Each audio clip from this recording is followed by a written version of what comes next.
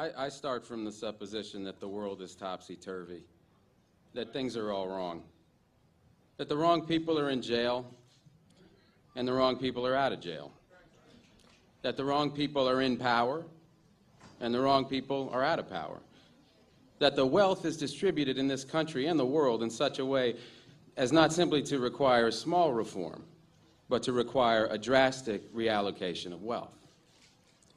I start from the supposition that we don't have to say too much about this because all we have to do is think about the state of the world today and realize that things are all upside down. Now, if you don't think, if you just listen to TV and read scholarly things, you actually begin to think that things are not so bad, or that just little things are wrong.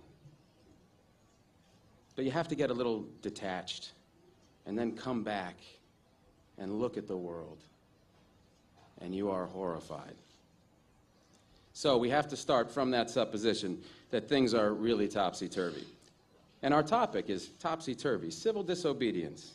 Now, as soon as you say the topic is civil disobedience, you're saying our problem is civil disobedience. That is not our problem. Our problem is civil obedience.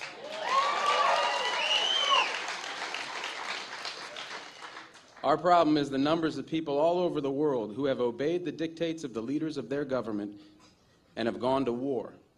And millions have been killed because of this obedience. We recognize this for Nazi Germany. We know that the problem there was obedience, that the people obeyed Hitler. People obeyed. That was wrong. They should have challenged, and they should have resisted.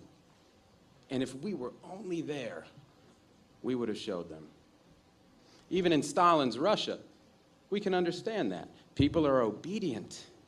All these herd-like people. Remember those bad old days when people were exploited by feudalism? Everything was terrible in the Middle Ages. But now we have Western civilization, the rule of law. The rule of law has regularized and maximized the injustice that existed before the rule of law. That is what the rule of law has done. When in all the nations of the world, the rule of law is the darling of the leaders and the plague of the people, we ought to begin to recognize this. We have to transcend these national boundaries in our thinking. Nixon and Brezhnev have much more in common with one another than we have with Nixon. J. Edgar Hoover has far more in common with the head of the Soviet secret police than he has with us. It's the international dedication to law and order that binds the leaders of all countries in a comradely bond. That's why we're always so surprised when they get together. They smile, they shake hands, they smoke cigars. They really like one another, no matter what they say.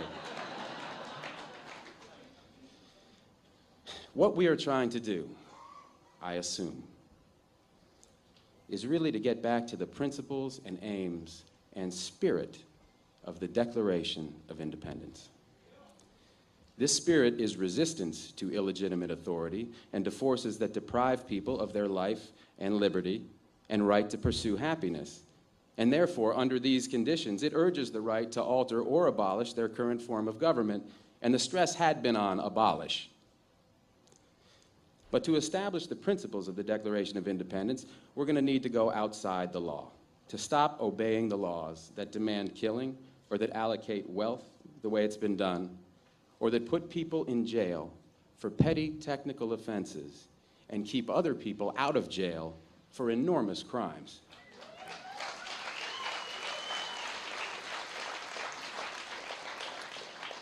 My hope is that this kind of spirit will take place not just in this country, but in other countries, because they all need it. People in all countries need the spirit of disobedience to the state, which is not a metaphysical thing, but a thing of force and wealth. And we need a kind of declaration of interdependence among people in all countries of the world who are striving for the same thing.